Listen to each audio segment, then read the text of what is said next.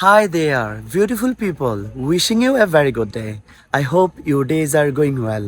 Alhamdulillah, I am doing fantastic today. So, my dear viewers, you all are welcome to my first vlog video. In my today's video, I'm gonna show you a random day at my university, how I spend my time there, how I go to my university regularly from my home. Some of my faculty members, friends, classmates, my family members, and some of my students, they all are highly interested to watch this video because they requested me to make a video about this. So keep watching the video till the end. এখন সকাল 7:30 প্রস্তুত হয়ে যাচ্ছি আমার আজকের ভার্সিটিতে যাওয়ার জন্য। বাড়ি থেকে কয়েক কদম সামনে এগোতেই আমার প্রিয় সেপারেট সরকারি প্রাথমিক বিদ্যালয়, শৈশবের হাতে খড়ির সেই স্মৃতি বিজড়িত স্থান। শিশু শ্রেণীতে রোল 48 নিয়ে ভর্তি হয়েছিলাম, আর প্রাথমিক শিক্ষা সমাপনী পরীক্ষায় জিপিএ 5 ও বৃত্তি অর্জন করে শেষ হয়েছিল আমার প্রাথমিক শিক্ষাযাত্রা। পথিমধ্যে আমার বোনের বাড়ির দিকে চোখ পড়ল। মূলত রাস্তার কাজ চলমান থাকায় গাড়ি পাচ্ছিলাম না, তাই আমাকে বাজার পর্যন্ত হেঁটে যেতে হচ্ছে। এই তো সামনে অটোরিকশা, সিএনজি দেখা যাচ্ছে। আমি একটি অটোরিকশা উঠে গেলাম। পরমতলা যাচ্ছি। এটা মিজানুর রহমান আজহারি হুজুরের বাড়ি। পরমতলার ঐতিহ্যবাহী 4তলা মসজিদ, পরমতলা বাজার, সাথে পরমতলা ইদ্রিসিয়া ফাজিল মাদ্রাসা। পরমতলা থেকে আমি অটোরিকশা নেমে সরাসরি সিএনজি যুগে আমি চলে যাব ইলিয়টগঞ্জ। এখান থেকে সরাসরি ইলিয়টগঞ্জের সিএনজি পাইনি, এজন্য আমাকে কৃষ্ণপুর পর্যন্ত যেতে হবে। আজকের সকালটা বেশ চমৎকার ছিল। রোদের স্নিগ্ধতা এবং পরশ নিয়ে আমি এগিয়ে চলেছি আমার ভার্সিটি পাড়। সামনে সিদ্ধেশ্বরী, এই সেই মাঠ যেখানে গত বছর ক্রিকেট খেলায় আমাদের দল রানার্স আপ হয়েছিল। আস্তে আস্তে চলে আসলাম কৃষ্ণপুর। কৃষ্ণপুরে আমাকে সিএনজির জন্য অপেক্ষা করতে হবে। আমার সেই অপেক্ষার স্থান কৃষ্ণপুরের সেই বটতলা, যেখানে আমি কিছুক্ষণ দাঁড়িয়ে তারপর একটা সিএনজি পাই। সিএনজিতে করে এবার চলেছি সরাসরি ইলিয়টগঞ্জের দিকে। পথের দুধারে প্রাকৃতিক সৌন্দর্য, স্কুল, খেলার মাঠ সব কিছুই বেশ চমৎকার ছিল। আচ্ছা, ফেসবুকে একটা মিম ভাইরাল হয়েছিল, যেটা হলো কে কোথায় আটকায়। আসলে আমি মূলত এই 4 বছরে এদিক দিয়ে চলাফেরা করতে গিয়ে ভাঙা রাস্তায় আটকে গিয়েছি। বাসকাইট কলেজ পেরিয়ে সামনে পীতাম্বর জুবিলি উচ্চ বিদ্যালয়, অত্র এলাকার বেশ প্রসিদ্ধ একটি স্কুল। এদিকে এই ভাই আমাদের কাছ থেকে মুরাদনগরের দূরত্ব জানতে চাইলেন।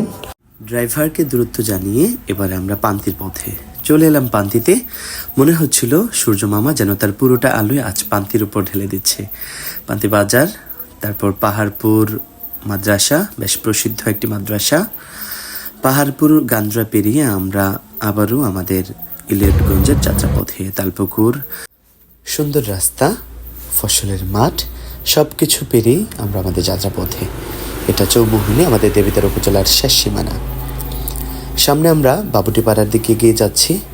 বাবুটিপাড়ার এই জায়গাটি ভুইয়া বাড়ি, খুব সুন্দর, আমার বেশ ভালোই লাগে জায়গাটা। ওনাদের তৈরি মাদ্রাসার সামনে। বাবুটিপাড়া থেকে ইলিয়টগঞ্জ আর বেশি দূরে না, আমরা প্রায় ইলিয়টগঞ্জের কাছাকাছি চলে এসেছি। এদিকের পরিবেশটাও বেশ সুন্দর। এরই মধ্যে আমি ইলিয়টগঞ্জ পৌঁছে গেলাম।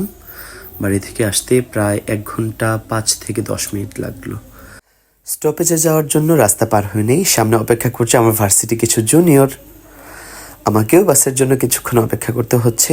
এখন সময় 8:50। অল্প সময়ের মধ্যেই মামা বাস নিয়ে হাজির হবেন।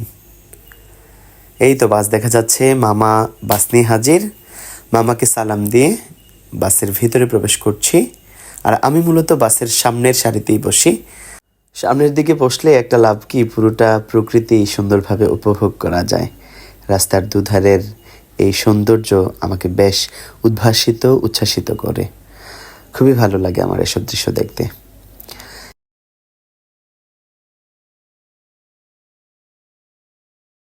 এই তো আমার পাশের সিটে রয়েছে আমার জুনিয়র। একসাথে যাচ্ছি আমাদের ভার্সিটিতে। যাত্রাপথে এত সুন্দর আকাশ, নির্মল বায়ু, সুন্দর প্রকৃতি এবং সবুজ শ্যামল এই বাংলার রূপ দেখতে কার না ভালো লাগে।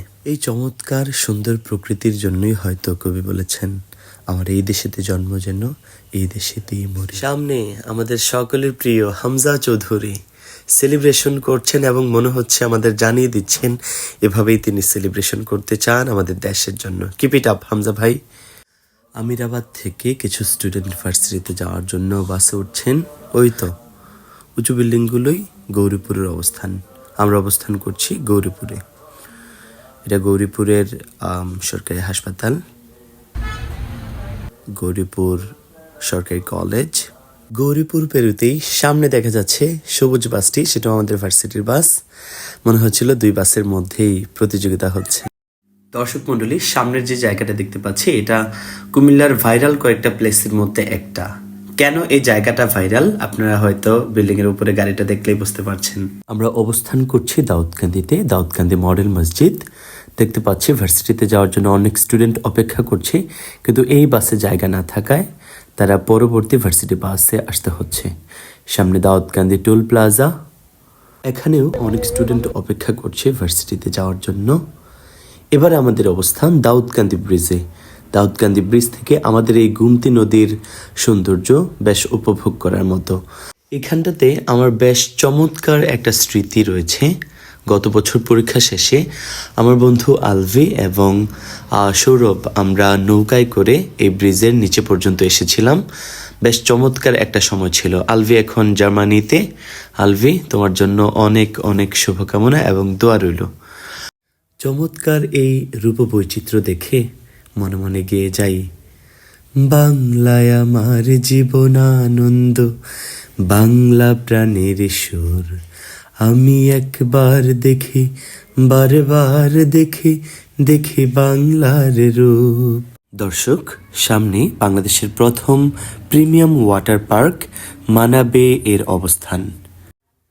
এখন যে নদীটি আপনারা দেখতে পাচ্ছেন বেশ চমৎকার এবং শান্ত একটি নদী। এটার নাম ফুলদি নদী। এটা মেঘনা নদীর একটি শাখা। শুধু দর্শক মণ্ডলী, আজ জীবনের কিছু না বলা কথা আপনাদের সাথে শেয়ার করতে যাচ্ছি। আমি 2022 সালের জানুয়ারিতে 100% ওয়েভার নিয়ে ড্যাফোডিল ইন্টারন্যাশনাল ইউনিভার্সিটির ইংরেজি বিভাগে ভর্তি হই। মূলত ড্যাফোডিলের ক্যাম্পাস, র্যাঙ্কিং, 100% স্কলারশিপ সব কিছু দেখেই ভর্তি হয়েছিলাম, কারণ জানতাম ড্যাফোডিল দেশ সেরা 5 থেকে 7 ইউনিভার্সিটির মধ্যে একটা। এখানে ভর্তি হওয়ার কিছুদিন পূর্বেই আমি গুচ্ছ বিশ্ববিদ্যালয়ে ভর্তি পরীক্ষা দিই, কয়েকটা পাবলিক বিশ্ববিদ্যালয়ে, বিশেষ করে নোয়াখালী বিজ্ঞান ও প্রযুক্তি বিশ্ববিদ্যালয়ে মেধা তালিকায় 286তম, ইসলামিক ইউনিভার্সিটি কুষ্টিয়া, কুমিল্লা বিশ্ববিদ্যালয় সহ বেশ কয়েকটি পাবলিক বিশ্ববিদ্যালয়ে সুযোগ পাওয়া সত্ত্বেও আমি সেগুলোতে ভর্তি হইনি, কারণ এই বিশ্ববিদ্যালয়গুলোর র্যাঙ্কিং ড্যাফোডিল থেকে অনেক দূরে ছিল। সব কিছু বেশ ভালোই চলছিল, কিন্তু সেখানে অবস্থানের 5 থেকে 6 মাসের মধ্যেই আমার বাবা সিভিয়ার হার্ট ফেলিওর করে ঢাকা মেডিকেল কলেজে চিকিৎসারত ছিলেন। আপনারা জানেন আমার ভাইয়েরা পুলিশের চাকরিতে কর্মরত। চাকরির জন্য পরিবারে বেশি সময় দিতে পারেন না বিধায় এবং আব্বা অনেক বেশি অসুস্থ থাকায় আমি ড্যাফোডিল ত্যাগ করার সিদ্ধান্ত নিয়ে নিই। তারপর হামদর্দ ইউনিভার্সিটি বাংলাদেশ এর গণিত বিভাগের বিভাগীয় প্রধান প্রফেসর ডক্টর জহিরুল হক মুন্সি ভাইয়ের সাথে আলাপ করি। আলাপ করলে ভাই আমাকে হামদর্দে ভর্তি হওয়ার ব্যাপারে পরামর্শ দিলেন। তারপর এখানে চলে আসি। সত্যি বলতে আমার এখানে চলে আসাটাই আমার জীবনের সেরা সিদ্ধান্তগুলোর মধ্যে একটা। যদিও কিছুটা আক্ষেপ ছিল, কিন্তু আমি আমার পরিবারকে সময় দিতে পেরেছি, আমার পরিবারের সাথে থাকতে পেরেছি, এটাই আমার সবচেয়ে বড় পাওয়া ছিল। দর্শক, কথা বলতে বলতে পৌঁছে গেলাম আমার প্রিয় ক্যাম্পাস হামদর্দ ইউনিভার্সিটি বাংলাদেশে। দর্শক, মেঘনা নদীর কোল ঘেঁষে প্রায় 160 বিঘা জমি নিয়ে আমাদের এই ক্যাম্পাসের আয়তন। এবারে বাস থেকে নামার পালা। গত কিছুদিন পূর্বে এই বিআরটিসি বাসে প্রায় 100 জনের মতো স্টুডেন্ট ছিল। আজ দেখি কতজন। একের পর এক স্টুডেন্ট নেমে যাচ্ছে। আমিও নামছি। না, আমি তো নামিনি, একটু পরে নামবো, ভিডিও করছি আমি। আজকে আমাদের সাথে বাসে প্রায় 76 জনের মতো ছিল। এটা ছিল আমাদের আজকের বাস। মামাকে বিদায় দিয়ে আমরা ক্লাসরুমে প্রবেশ করব। একটু ভিডিও করে নিচ্ছি আমি নিজেকে, যেহেতু ভ্লগ ভিডিও। ওকে, এবারে ক্লাসরুমে ঢোকার পালা। ক্লাসরুমে যেতেই সবাই আমাকে স্বাগত জানালো, আমিও সবাইকে স্বাগত জানালাম। ক্লাসে প্রবেশের পরপরই আমার ক্লাব নিয়ে একটু কথা ছিল, কথা সেরে নিলাম। সকাল সকাল আমাদের স্যালের কালচারাল সেক্রেটারি সুজন চন্দ্র সূত্রধর রেওয়াজ করছিল। আমিও যুক্ত হলাম তার সাথে।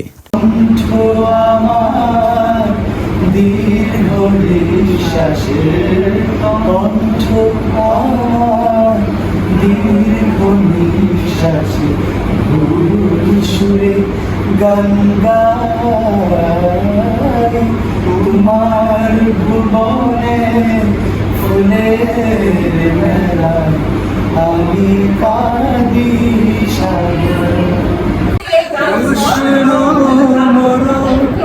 অভিশাপ ভেঙে গেছি আমি অবসাদে হয় উষ্ণ মরু অভিশাপ ভেঙে গেছি আমি অবসাদে হয় কণ্ঠ আমার দীর্ঘ নিঃশ্বাসে কণ্ঠ আমার দীর্ঘ নিঃশ্বাসে গান গায় তোমার ভুবনে ফুলের মেলায় আমি কাঁদি সাহারা। থ্যাংক ইউ সুজন, অসংখ্য ধন্যবাদ। আমাদের ক্লাসমেট উমি ভাই ক্লাসে প্রবেশ করলেন, তাকে স্বাগত জানালাম। আমরা প্রস্তুত হয়ে গেলাম সকাল 10টায় আমাদের প্রথম ক্লাস ফাতিমা ইয়াসমিন ছন্দা ম্যামের ট্রান্সলেশন স্টাডিজ ক্লাসের জন্য। প্রথম ক্লাস শেষ করে club for English language and literature এর এক্সিকিউটিভ মেম্বার্সদের নিয়ে আমরা প্রত্যেকটা বেছে বেছে গিয়ে সকলের খোঁজ খবর নিই। Club for English language and literature cell এর প্রেসিডেন্ট হিসেবে আমি ক্লাবের উদ্দেশ্য এবং লক্ষ্য নিয়ে ওয়েলকাম স্পিচ দেই। জুনিয়রদের খোঁজ খবর, সাথে ফল 2025 এর ওরিয়েন্টেশন এবং ফেয়ারওয়েল প্রোগ্রাম সম্পর্কে ছিল আমাদের বার্তা। প্রথম ক্লাস শেষে আমার পক্ষ থেকে সামান্য ট্রিট, এই তো ছোট ভাই সালমান নিয়ে আসছে। হালকা নাস্তা শেষে আমি একটু ক্যান্টিনে ভিডিও করতে যাচ্ছিলাম। ক্যান্টিনের দিকে যাচ্ছিলাম, কিন্তু ততক্ষণে মনে হলো আমার ক্লাস রয়েছে। ক্লাসের দিকে ব্যাক করলাম, আমার ক্লাসমেটরাও আমার সাথে রয়েছে। ক্লাসে ফেরার পালা। ক্লাসে ফিরতে দুষ্টু ছেলে সালমান তাশরিফ উকি দিয়ে দেখছে এ সেকশনে কি হচ্ছে। এবার আমার ক্লাস শাহজালাল সিদ্দিক শরীফ স্যারের ডিসকোর্স অ্যানালাইসিস। ক্লাস শেষে মনে হলো এই স্টোরিটাও আপনাদের সাথে শেয়ার করা উচিত। এই যে ব্যাগটা দেখতে পাচ্ছেন, এটা ড্যাফোডিল থেকে পাওয়া। এই ব্যাগটাকে আমি স্মৃতি হিসেবে আগলে রেখেছি এখনও। এই 4 বছর হামদর্দে আমি এই ব্যাগ দিয়েই কাটিয়েছি, এটাকে অনলি ড্যাফোডিলকে ভালোবাসে। আর কিছুদিনের মধ্যেই হয়তো হামদর্দকেও ছেড়ে যাব, কিন্তু আমার ব্যাচমেটদের সাথে, বন্ধুদের সাথে একসাথে ক্যাম্পাসে পথ চলা, ক্লাসরুমের হাসি আড্ডা, লাইব্রেরিতে দল বেঁধে পড়া, ক্যান্টিনে পাশাপাশি বসে খাবার খাওয়া, খাবার ভাগাভাগি করা, ফুটবল থেকে শুরু করে ফুটসাল, ক্রিকেট, ব্যাডমিন্টন ইত্যাদি টুর্নামেন্টে অংশগ্রহণ করা, গোল চত্বরে আড্ডা, ফুলদির তীরে জমে থাকা অসংখ্য স্মৃতি, সব কিছুই আজীবন হৃদয়ে অমলিন থাকবে।